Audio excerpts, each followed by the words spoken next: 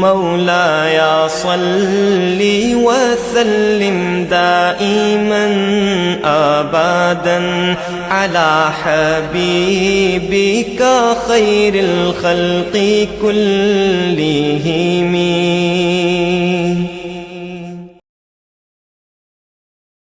الحمد لله رب العالمين، الصلاة والسلام على خاتم الأنبياء والمرسلين. أعوذ بالله من الشيطان الرجيم، بسم الله الرحمن الرحيم. وسيجنبها الأتقى الذي يؤتي ماله يتزكى وما لأحد عنده من نعمة تجزى إلا ابتغاء وجه ربه الأعلى ولسوف يرضى. إن الله وملائكته يصلون على النبي يا أيها الذين آمنوا صلوا عليه وسلموا تسليما. اللهم صل على محمد وآله وعترته بعدد كل معلوم لك. الصلاة والسلام عليك يا سيدي يا رسول الله وعلى آلك وأصحابك يا حبيب الله. الصلاة والسلام عليك يا نور الله وعلى آلك وأصحابك يا محبوب الله. الحمد لله ثم الحمد لله. اللہ کے فضل و کرم رحمت فضل سے ہم سب حضور صلی اللہ علیہ وسلم کے متی ہیں. آج کا بابرکت دن اللہ نے ہمیں نصیب فرمایا. یہ انبیاء کے بعد اللہ کی سب سے مقرر بندے.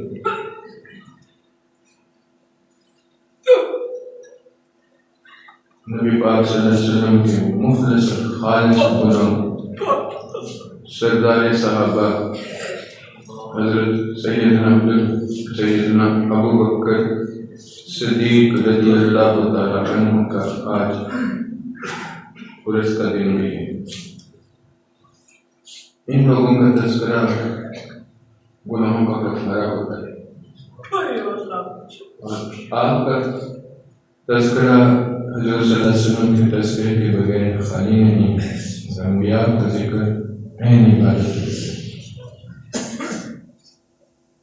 کسی بندے کا بھی اللہ کے ہاں مقام ہے یہ اس کے اپنے اعمال کردار کی وجہ سے نہیں، اللہ کی رحمت اور فضل کی وجہ سے. یہاں پچھلے ترجموں میں اس کے اوپر بات کرتے رہے. محبوب خدا افضل الانبیاء محمد مصطفیٰ صلی اللہ علیہ وسلم کی اس رحمت سے ہی متعین ہو کر اللہ کے محبوب ترین انسان بنے. اس لیے آپ کو اللہ نے رحمت فرمایا وما ارسلناک الا رحمۃ للعالمین. وہ ایسی رحمت اللہ کے اوپر کیا ہوئی کہ وہ سب کے لیے رحمت بنی.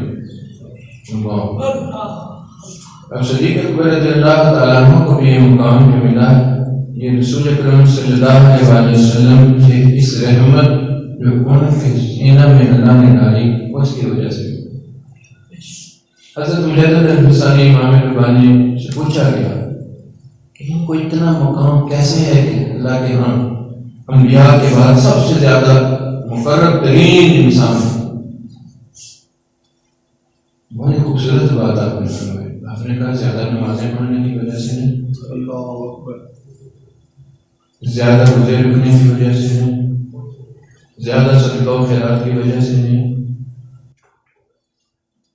ہر طرح کی ساری نیکیاں جو کہ آپ نے سب سے زیادہ ضرور کی ہیں اس وجہ سے نہیں، بلکہ اس خاص رحمت اور نور کی وجہ سے جو حضور کے سینے سے ان کے سینے میں منتقل ہوئی.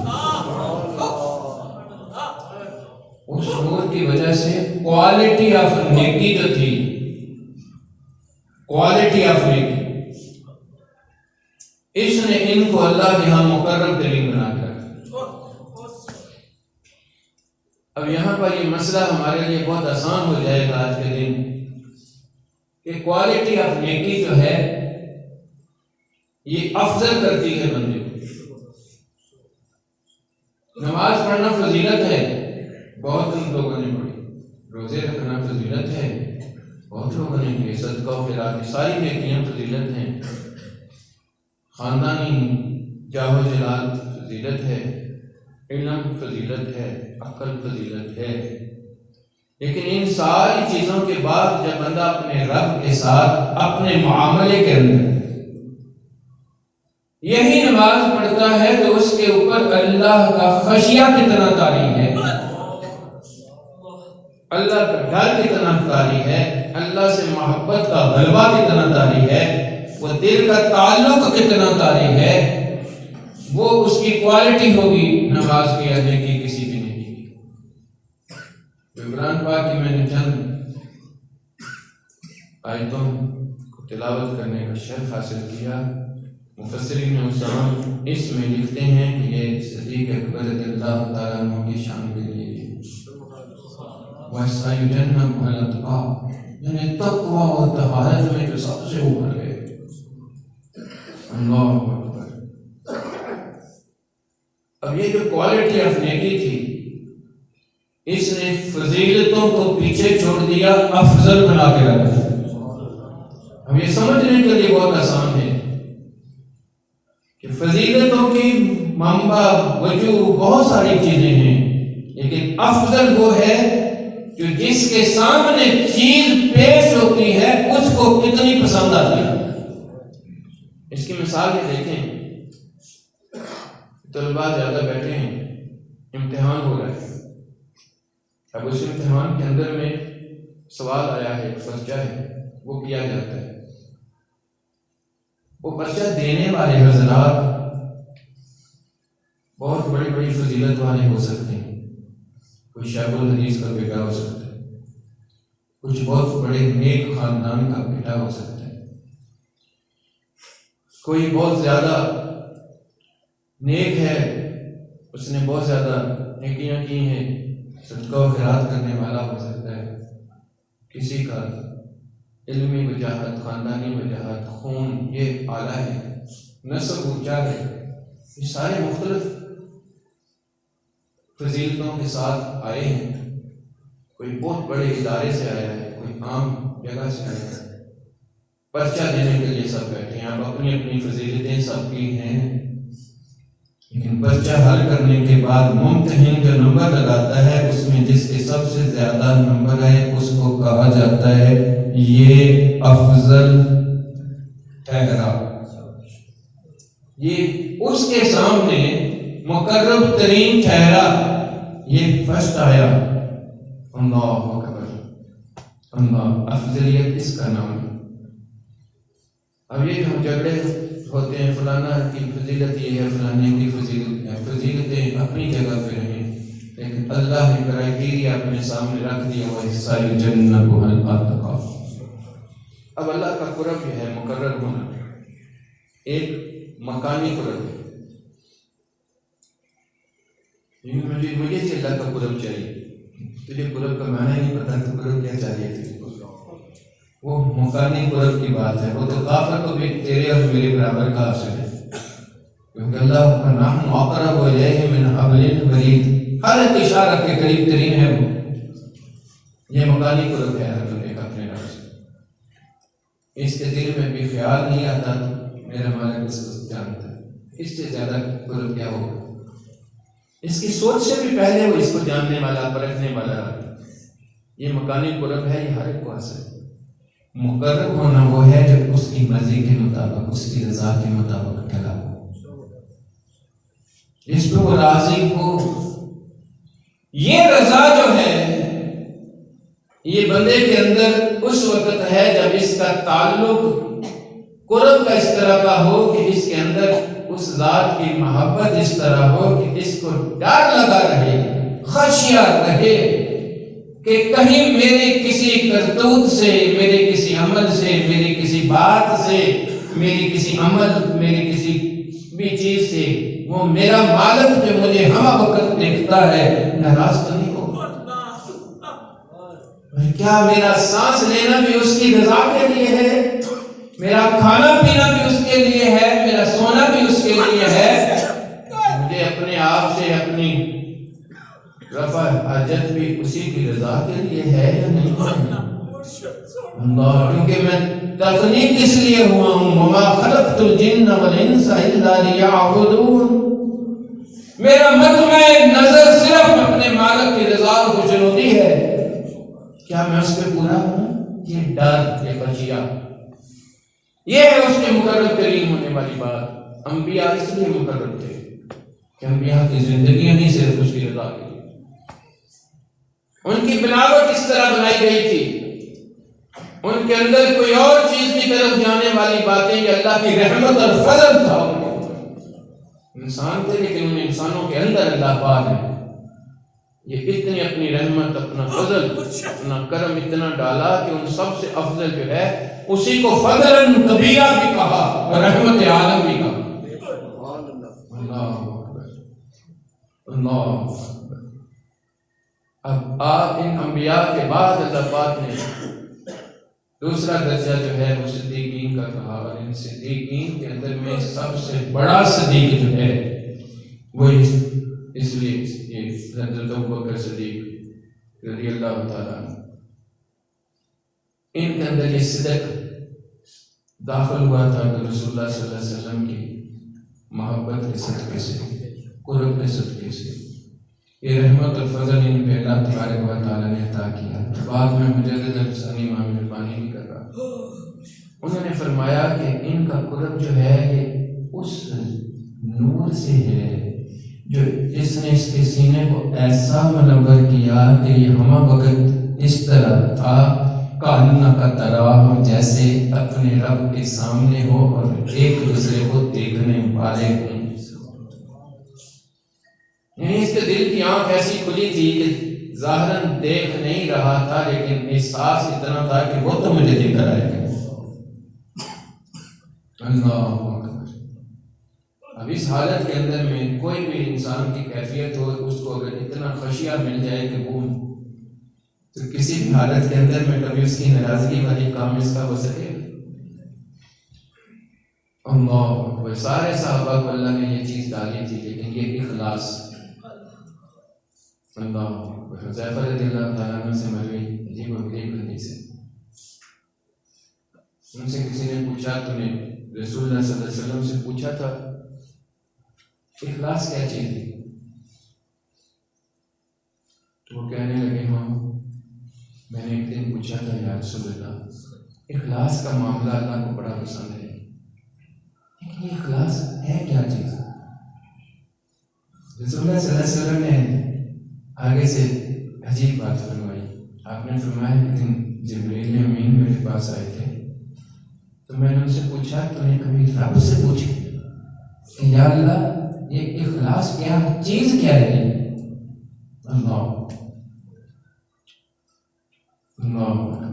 جبرائیل امین نے عرض کی، یا رسول اللہ میں نے ایک دن اللہ سے پوچھا تھا یا اللہ یہ اخلاص کیا ہے، تو رب نے کہا تھا یہ میری سب سے بڑی رحمت اور فضل ہے، یہ میرا ایک عجیب راز ہے، جس پہ میں راضی ہو جاتا ہوں اس کے سینے میں یہ ڈال دیتا ہوں۔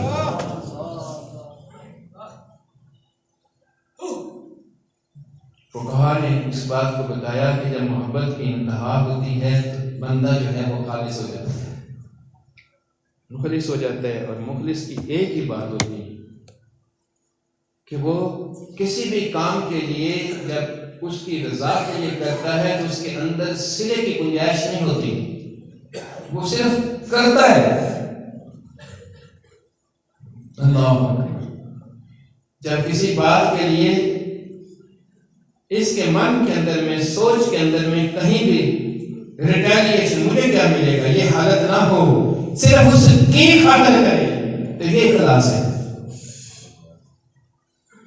اور جب یہ اخلاص اپنے اصل درجے کو پہنچتا ہے تو یہ مخلص سے مخلص بنتا ہے۔ یعنی اگر اس کو بدلے میں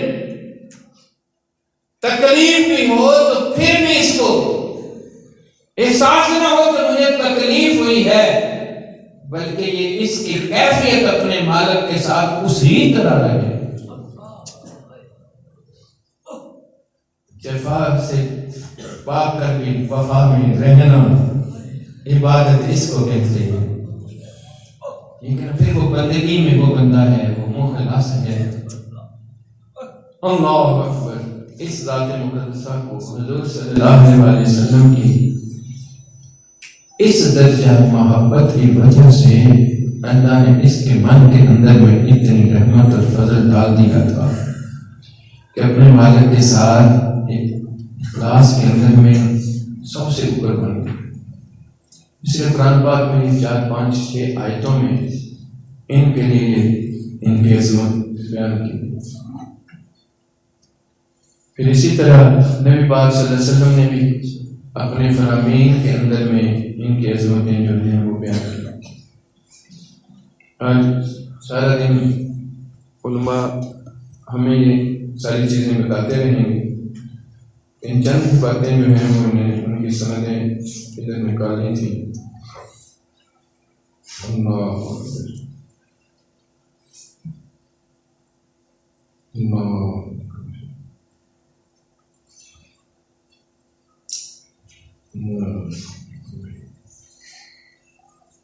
اللہ پاک کے قرآن پاک سے اگر ہم دیکھیں تو جو آیتیں میں نے ابھی تلاوت کی ان میں کیا ہے، وَيَسْتَجِبُونَ وَالْأَتْقَى، یعنی ان قریب سب سے بڑے پرہیزگار، ان کے بارے میں تفسیر نظام نے بتایا اس کو جہنم سے دور رکھا جائے گا۔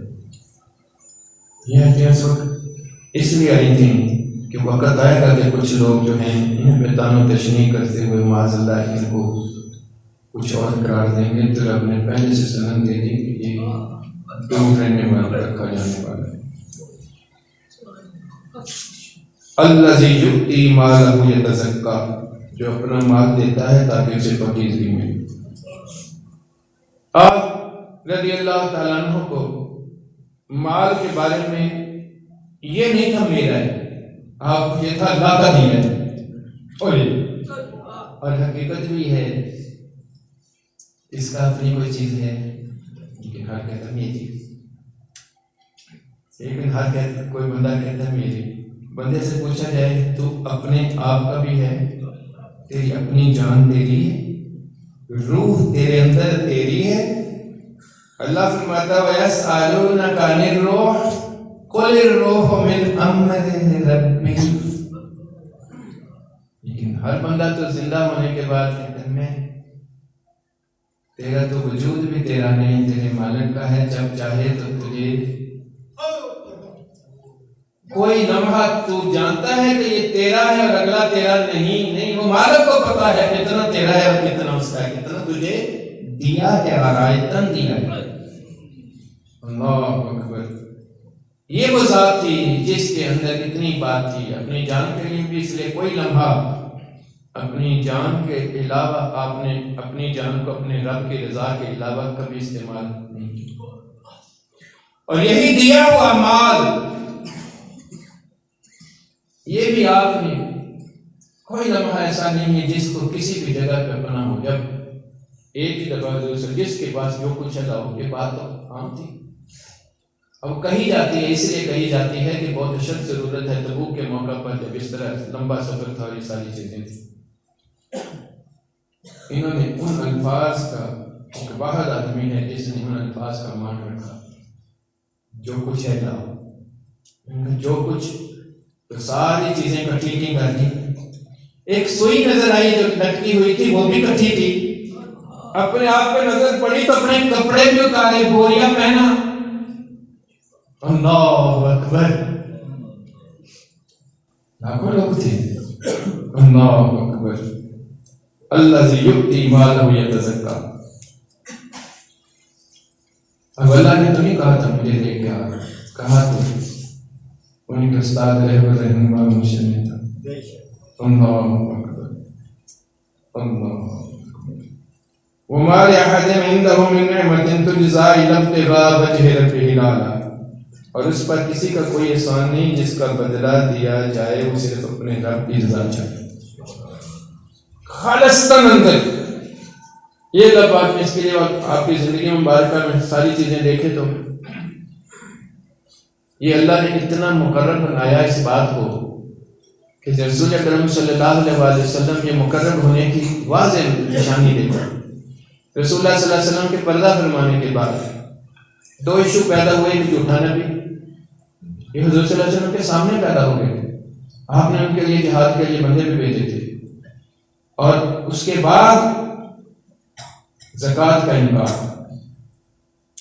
ہم لوگوں نے سوچا یہ تو چھوٹی سی چیز ہے, اس کو اگنور کرتے ہیں. یہ جو جھوٹے نبی ہیں ان کا کلا کما پہلے کر لیا جائے, پھر اس کے بعد بات کریں گے کہ بھئی اللہ کا حکم ہے, یہ ہے, وہ ہے, فلانا فلانا. یہ نہ ہو کہ مسلمان ہی نہ کوئی رہے. جس کو یہ پتا تھا کہ میں کون ہوں, وہ کون ہے, فلاں کون ہے, جب مالک ہے تو مالک کا کام ہے, تو وہ ایک واحد شخص تھا. یہ تمام صحابہ میں جس نے کہا تم مر جاؤ سارے, میں بھی مر جاؤں. کیا تم نہیں جانتے کہ رب چاہے تو ہم سے اچھے لوگ پیدا کر لے. ہمارے اللہ کی حکم ماننے کی وجہ سے وہ رب نہیں, وہ تو اپنی ذات کی وجہ سے ہے. اب وہی اور نہیں آنی, اللہ کا حکم اور نہیں آنا. اب تیرا میرا کام صرف عمل کرنا ہے اس کی رضا کے لیے. میں دھرتی کے ٹکڑے کے لیے بھی جہاد کروں گا. یہ کتنا زیادہ قرب ہے دل کا, یہ کتنی اطاعت کی انتہا ہے, اس کی رضا کے لیے ہے. یہ میں نہیں کہ میں ہوں تو اسلام ہے, نہیں. وہ مالک ہے تو مالک تو حی و قیوم ہے, وہ جو چاہے گا کر لے گا. وہ تو تجھے اور مجھے اس نے بنایا, یہ کرتے کیا ہے, اس کی رضا کے لیے ہے یا تو اپنی عقل کے ساتھ سے ہے. اللہ اکبر, اللہ اکبر. ٹھیک ہے نا, یہ شان آپ کی بنیاد اللہ نے بتائی تھی کہ وہ صرف اور صرف اللہ کی رضا چاہتا ہے. وَلَسَوْفَ يَرْضَىٰ, رب نے کہا قریب وہ بڑا ہی راضی ہوگا جب ہر جگہ پہ جب آواز آ رہی ہوگی تو صدیق اس جگہ کے اوپر موجود ہوگا. اللہ اکبر, اللہ اکبر. اللہ تبارک و تعالیٰ فرماتا ہے دوسری آیت کریمہ میں ان اکرمکم عند اللہ اتقاکم, اللہ کے نزدیک یعنی مقرر وہی ہے, عزت والا وہی ہے جو تم سب سے زیادہ پرہیزگار ہو. تو یہاں ساری چیزیں جو ہیں یہ ہمارے سامنے آتی ہیں. اب آپ کا ان ساری چیزوں کے اوپر عمل کرنا, یہ ساری چیزیں یہ اللہ کا احسان تھا, کسی اور کا نہیں تھا, یہ اللہ کا احسان تھا. اور اس احسان کے ساتھ آپ باقیوں کے لیے اللہ کا احسان بن گئے. جو اللہ کا احسان ہوتا ہے اس کے ساتھ لگنے سے اس کے اوپر اللہ کا احسان ہو جاتا ہے. اب نبی پاک صلی اللہ علیہ وسلم نے بھی اسی طرح آپ نے جو ہے آپ کی شان کے مطابق غور فرمایا. آپ نے 11 ربیع الاول کو جب آپ کی طبیعت مبارکہ اچھی نہیں تھی تو جمعہ والا دن تھا, تو عشاء کی نماز کے وقت آپ نے فرمایا ابو بکر سے کہو کہ لوگوں کو نماز پڑھائیں. بار بار عرض کی کہ وہ بڑے نرم دن ہیں, جب مسئلہ پر آپ کو نہیں دیکھیں گے تو ان کے تو آنسو ہی نہیں تم نے, ان سے تلاوت کیسے ہوگی, کسی اور کو بتا دیں. آپ نے پھر فرمایا ابو بکر سے کہو لوگوں کو نماز پڑھائیں. یہ بخاری شریف کی 712 حدیث نمبر ہے. نماز عشاء سے پیر کی نماز فجر تک آپ نے حضور صلی اللہ علیہ وسلم کی ظاہری حیات مبارکہ میں امامت فرمائی. کیونکہ دوسری جگہ پہ بھی جب بار بار کہا تو آپ نے کہا اس قوم کے اندر جہاں ابو بکر ہو کسی اور کو زیب نہیں دیتا کہ وہ قوم کی امامت کرے. یہ حضور صلی اللہ علیہ وسلم کی سنت ہے. مولا المسلمین سیدنا علی المرتضیٰ کرم اللہ وجہ الکریم نے خاتون جنت فاطمہ رضی اللہ تعالیٰ سلام اللہ علیہ کے وصال کے بعد شادی کی, اور ان کے ایک شہزادہ حضرت محمد بن حنفیہ, انہوں نے اپنے والد سے پوچھا اللہ اکبر کہ رسول اللہ صلی اللہ علیہ وسلم کے بعد سب سے بہتر افضل آدمی کون؟ آپ رضی اللہ تعالیٰ عنہ نے فرمایا ابو بکر. پھر اس نے کہا پھر دوسرا عمر. پھر انہوں نے کہا آپ ہوں گے؟ انہوں نے کہا نہیں میں تو عام مسلمان ہوں. اللہ اکبر. اس لیے آپ نے فرمایا کہ جو مجھے ان کے اوپر ترجیح دے میں اسے مفتری کی حد لگاؤں گا، یعنی 80 کوڑے ماروں گا۔ تو علی کرم اللہ رسول کریم کے کوڑے جو ہیں وہ کوئی آسان نہیں۔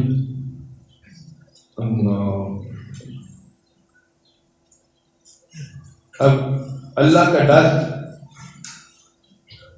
صدیق اکبر رضی اللہ تعالیٰ عنہ کو کس طرح ہوتا تھا؟ ایک آیت آئی جس کا ترجمہ اس طرح ہے کہ جو برائی کرے گا اسے اس کی سزا دی جائے گی، وہ اللہ کے مقابلے میں اپنے لیے کوئی حمایتی نہ پائے گا نہ مددگار۔ نبی پاک صلی اللہ علیہ وسلم نے یہ آیت پڑھی اور کہا ہے بکر کیا وہ تمہیں آیت نہ پڑھاؤں جو مجھے ابھی نازل ہوئی ہے؟ آپ نے عرض کی یا رسول اللہ جی آپ نے اس آیت کی تلاوت فرمائی۔ صدیق اکبر رضی اللہ تعالیٰ عنہ کہتے ہیں کہ میں نے یہ آیت سنی تو میں خوف الہی اور احساس جواب دہی کے سبب مجھے ایسا لگا کہ میری کمر کی ہڈی ٹوٹ گئی، مستحسن ہو گئی اس حالت میں۔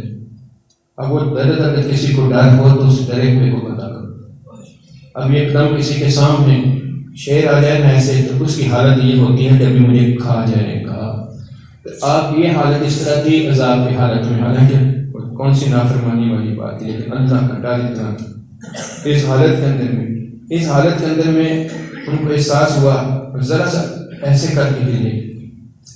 رسول اللہ صلی اللہ علیہ وسلم، یہ جامع ترمذی کی حدیث ہے، تو نبی پاک صلی اللہ علیہ وسلم نے جب یہ بات دیکھی تو آپ نے انہیں پوچھا کہ ابو بکر گھبراؤ نہیں، مسلمانوں کے گناہوں کی معافی دنیائی آزمائشوں کے بعد ہو جائے گی، حتیٰ کہ وہ پاک ہو کر پیش ہوں گے اور تو جنتی لوگوں کا سردار ہوگا۔ یہ وہ نہیں ہے حدیث میں ہمارے کچھ سارے سنتے ہیں تو جنتی لوگوں کے لیے سردار ہوگا، آگے ہوگا، اس کا مفہوم یہ ہے۔ حسن حسین رضی اللہ تعالیٰ عنہ کو حضور صلی اللہ علیہ وسلم نے سلیم فرمایا کہ آپ شباب اہل جنت، جنتی لوگوں کے آپ سردار ہوگے۔ اب یہی حرام سے پرہیز کرنے والی بات، ایک دفعہ ان کے غلام نے آپ کو کھانے کی کوئی چیز پیش کی، آپ نے اسے حلال سمجھتے ہوئے کھا لیا۔ پتہ چلا کہ یہ دور جاہلیت میں ایک شخص کی کہانت کی تھی، کہن تھا اور اس نے یہ بات کی تھی، تو اس وجہ سے ہے آپ نے جو کھایا ہے اسی میں سے ہے۔ تو آپ بے چین اتنے ہوئے کہ آپ نے اپنے اندر انگلی لگا کے گلے سے اتنی دیر تک چین نہیں کیا جب تک پیٹ سے سب کچھ باہر نہیں نکل گیا۔ پوچھا اس چھوٹے سے لقمے کی وجہ سے آپ نے اتنی تکلیف اٹھائی؟ فرماتے اگر میری جان بھی نکل جاتی تو میں نکال دیتا جب تک یہ حرام میرے اندر سے باہر نہ نکل جاتا۔ یہ تو تقویٰ ہوتا ہے۔ اللہ جو اتنے حرام سے ڈرتے ہوئے لقمے کو اپنے اندر نہیں ڈال سکتا تھا، تو لوگ کہتے ہیں جنہوں نے حق مان لیا باہر کے اندر میں وہ کس طرح کوئی اور چیز ساتھ لے سکتا ہے۔ لیکن یہاں پر بھی لوگوں کو ذہن میں آتا ہے وہ حق پہ تھیں یا وہ حق پہ تھیں، حق پہ اماں فاطمہ بھی تھیں اور حق پہ صدیق بھی تھے۔ کیسے بھائی؟ ہر والد کی جائیداد کا وارث اولاد ہوتی ہے۔ اماں فاطمہ نے بھی اپنے والد کے لیے کہا کہ رسول اللہ صلی اللہ علیہ وسلم کے لیے قادری ہے۔ صدیق رضی اللہ تعالیٰ عنہ نے سنایا کہ آپ کے والد عام نہیں تھے، وہ رسول تھے، تو نبیوں کی وراثت یہ بھی حق پہ تھے۔ انہوں نے حق سنا تو انہوں نے کہا ٹھیک ہے چاچو، اپنے گھر میں چلی گئی۔ اب فتنہ بازوں نے کن چیزوں کو کیسے نکال کے اپنے بھی جہنم کی آگ کٹھی کر لی، اور اس پہ بحث مباحثے نے مارے وہ نہیں ٹھیک نہیں تھی، وہ فلانا تھا، اس کو بھی ٹھیک نہ کہنا تیرے ٹھیک نہ ہونے کی نشانی ہے، اور اس کو بھی متون کرنا تیرے متون ہونے کی نشانی ہے۔ اللہ پاک ہم سب کو ان سارے تفرقوں سے بچا کے رکھے، اور ہمیں جو ہے ان لوگوں کی صدقے سے ہمیں صحیح معنوں میں اپنی معرفت اور پہچان نصیب فرمائے۔ اللہ اکبر۔ اسی طرح جو ہے یہ میں نے چند آپ کو یہ حدیث کو سامنے کیا جس سے آپ رضی اللہ تعالیٰ عنہ کی عظمت و شان بیان ہوتی ہے، اور اس سے اللہ کے قرب کی جو نشانی بنتی ہے کہ جیسے رب ہے کیسے یہ ہے، یہ ہر چیز کی پہچان جو تھی یہ اس رحمت اور فضل سے آپ کے سینے میں اس طرح تھی کہ کسی اور صحابی کی اس طرح کی مثالیں نہیں ملتی۔ میں نے ایک مثال ابھی آپ لوگوں کے سامنے یہ زکوٰۃ کے انکار کی سنائی، ایک اور سنا دیتا ہوں۔ حدیبیہ کا موقع تھا، وہ بھی ہوا یہ کہ رسول اللہ صلی اللہ علیہ وسلم کو خواب آیا، لقد صدق اللہ رسولہ الرؤیا بالحق، اللہ، آپ نے فرمایا سنگیوں میں نے خواب دیکھا ہے کہ ہم نے احرام باندھا ہوا ہے، ہم اللہ کے گھر کی زیارت کو جائیں گے۔ تابعوں میں جوش آئے، تو چلیے پھر قربان جاؤں ایسے اس حدیث کے اندر میں کتنی عجیب و غریب گہرائی اور کتنی اس طرح کی شان ہے۔ حضور صلی اللہ علیہ وسلم جذبہ دیکھ کر مسکرا رہے ہیں، چلیے پھر کہتے ہیں آپ چلیے نا حضور، پھر حضور صلی اللہ چلو جی چلتے ہیں، احرام باندھ لی، حضور نے بھی احرام باندھ لی۔ اب آپ کی نیت یہ تھی گزر جانا، آپ کو پتا تھا کہ کچھ گڑبڑ ہونی، لیکن آپ نے یہ نہیں واضح کیا۔ آپ نے کہا اس لیے واضح نہیں کیا کہ اس کے اندر میں بہت سارے لوگوں کے لیے چیزیں سامنے آنی تھی، اس لیے۔ لیکن آپ نے ایک بات فرمائی، اس راستے سے چلو جہاں سے پتہ ہی نہ چلے ہم وہاں پہنچے۔ ابھی اس کے اندر میں بڑا راز تھا، جب جائز احرام باندھ کے رہے ہیں تو پھر ایسی کرنے کی کیا بات تھی، اس کی وجہ تھی، اور اس وجہ کے حضور جانتے تھے کیونکہ وہ اللہ کے ساتھ وحی کا معاملہ تھا، اور وہی فرشتہ نہ بھی لاتا تو آپ کے دل کا رب کے ساتھ معاملہ تھا جس میں اللہ کی طرف سے لکھا تھی۔ چلتے چلاتے وہاں چلے گئے، پھر اللہ کی رضا اور خوشنودی دیکھ اس کام کے اندر میں اس چند قدم کے فاصلے پہ حدود حرم شروع ہو رہی ہے، اور کفار کا اور ان سب کا یہ تھا کہ حدود حرم میں قتل و غارت نہیں ہوگی۔ ان کو یہ جوش تھا کہ ابھی ہم حرم میں داخل ہو جائیں گے، بس ساری چیزیں۔ رسول اللہ صلی اللہ علیہ وسلم کی اونٹنی جو اللہ کی طرف سے معمور تھی اس نے قدم اٹھانے سے انکار کر دی، اور حضور صلی اللہ علیہ وسلم دیکھ رہے اور مسکرا رہے، لوگ کہتے ہیں پھڑ کے کھینچ کے لے لیا، لے لو، تو نہیں قدم اٹھایا، آپ نے کہا ایتھے رہنا، صبح پھر ہم آگے جائیں۔ یہ وہ چند قدموں کا فاصلہ تھا۔ اللہ اکبر، وہ کفار جمع ہو گئے ادھر، تو ہم نہیں آنے دیں گے۔ اب اندر سے جو مسلمان ذرا ایسے ایسے تھے، لو یار تھوڑا آگے چلے جائیں، جو اطاعت میں تھے حضور کی، میں نے کہا جب حضور نہیں گیا تو پھر ہم کیسے چلے جائیں، بیٹھیں گے اطاعت۔ لیکن ان کے اندر چیخ مکویاں نہیں ہوئی، لیکن جو ذرا اس طرح تو مروا دیتا جا رہا ہے، اٹھنی ہے، وہ اٹھنی کس کی تھی، کسی کو جن کے اندر تھا یہ حضور کی ہے، اور حضور اس کے متحرت نہیں، یہ حضور کے متحرت ہے۔ اللہ اکبر، اور آپ نے فرمایا یہ رب کی طرف سے معمور ہے، تو اس کا مطلب یہ ہوا کہ رب یوں چاہ رہا ہے۔ وہ بہت بڑے لوگوں کے اندر تھا، جب آگے بات چیت ہوئی وہاں پر وہاں معاہدہ کرنے کے لیے بات ہوگی کہ نہیں جی ہن تو نہیں تنوان دینا پھر آنا، وہ سمجھ رہے تھے اس میں ہماری بڑی، حضور صلی اللہ علیہ وسلم کہتے واہ واہ واہ، یہ تو ابھی وہی سین آنے لگا ہے جو میں دیکھ رہا ہوں اگلے سال کے لیے۔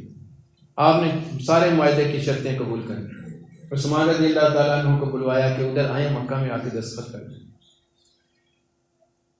ادھر انہوں نے کہا یہ کعبہ سامنے ہے، تو نے احرام بھی باندھا ہوا ہے، تو طواف کر لیں، اور اس کے بعد تو جا، یہ معاہدے پہ دستخط ہو گئے۔ اس نے کہا اچھا، جس کے پیچھے چل کے میں یہاں تک آیا ہوں اس کو چھوڑ کر میں، جس نے مجھے کہا ہے اللہ، جس کو میں نے ایمان لایا ہے، اس کو چھوڑ کر میں کس طرح ادھر طواف کر لوں، میں تو اس کے پیچھے پیچھے چلوں گا اور اس کے پیچھے اس کے ساتھ کروں گا۔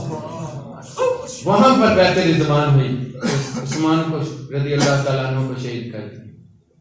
اب وہ جو درخت کے نیچے جن لوگوں نے بیعت کی تھی، اللہ نے ان کا ذکر قرآن میں کیا، لیکن ان کو اللہ پاک نے بخشش کی سند دی، جنت کی سند دی، لیکن اب ان کے لیے یہ ساری رحمتیں آنی تھیں اللہ، اور یہ واضح کرنا تھا رب نے کہ رب کے ساتھ معاملات کے اندر میں میرے صحابہ میں سے سب سے اوپر کون ہے۔ لیکن یہ ساری چیزیں ہونے کے بعد جب وہاں اس کا لمبا چوڑا معاملہ، اس کے اندر میں بڑی عجیب و غریب چیزیں ہیں، اللہ اکبر اللہ، وہاں اتنی عجیب و غریب چیزیں ہیں کہ وہ کسی وقت پھر اس کے بارے میں باتیں کریں گے کہ وہ اس وقت وہ جو طائف کا سردار تھا وہ کافروں کا ایلچی بن کے آیا، وہ بہت بڑی باتیں کرنے والا اور اس طرح کا تھا، بعد میں اس کو اللہ نے دین بھی نصیب کر دیا۔ اس نے جب لوگوں کو دیکھا کہ حضور صلی اللہ علیہ وسلم کے اوپر کس طرح مرتے ہیں کہ تھوک بھی نیچے نہیں گرنے دیتے، وضو کا پانی بھی ادھر ادھر نہیں دینے دیتے، اس نے باتیں کرتے ہوئے حضور سے، وہ جس طرح باتیں نہیں کرتے سارے ایسے بیٹھ کے، تو وہ ایک دوسرے کے گوڈے کو ہاتھ لگاتے ہیں، داڑھی کو ہاتھ لگاتے ہیں، میری بات تو سنو، جس طرح سارا وہ پنچایت لگی ہوتی ہے اس طرح، وہ بھی اس طرح کا آدمی تھا، بڑا سردار تھا، اس نے بھی حضور صلی اللہ علیہ وسلم کے ہاتھ بڑھایا، داڑھی مار کے میری، پیچھے ایک بندہ کھڑا تھا جس نے ایسے منہ تھا، اس نے زور سے اس کے ہاتھ میں ڈھس کر کے مارا، اس نے کہا ہاتھ پیچھے تھا کوئی، وہ تو سب کا سردار بن کے ایسے کر کے دے۔ حضور صلی اللہ علیہ وسلم نے کہا جانتے ہو یہ کون ہے؟ آپ نے ایسے اشارہ کیا، اس نے یوں اتارا، اس کا سدا بھتیجا تھا۔ تو اس نے کہا ہم چرچا اپنی جگہ پہ ہے، یہ اللہ کا رسول ہے، ہمیں اس کا غلام ہے۔ وہ بندہ جا کے ان کو کہتا ہے قسم خدا کی میں نے بڑے بڑے سلطنتوں کے بادشاہوں کے ساتھ مذاکرات کیے ہیں، وہاں گیا ہوں، میں نے جس طرح لوگوں کو اس ذات کے اوپر مرتے دیکھا ہے، یہ مر جائیں گے تمہیں کبھی غالب نہیں آنے دیں گے، یہ ہمیشہ غالب ہے۔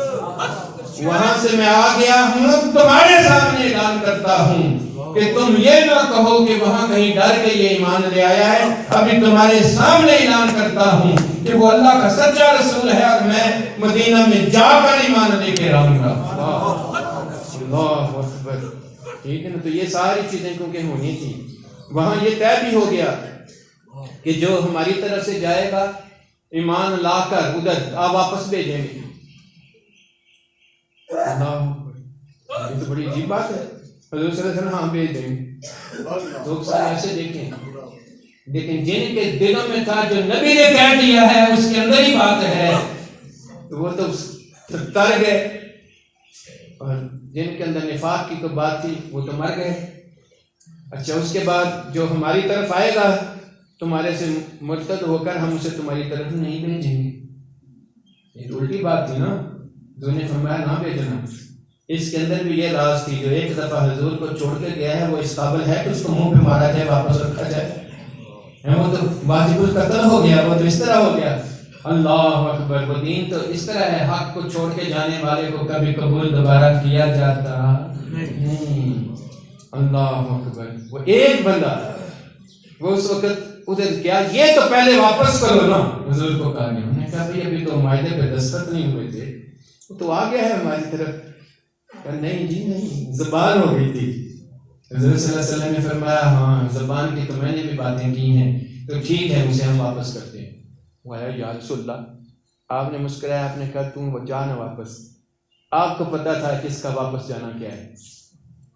وہ واپس آیا وہاں سے، لیکن مکہ میں نہیں پہنچا، وہ راستے میں بیٹھ گئے۔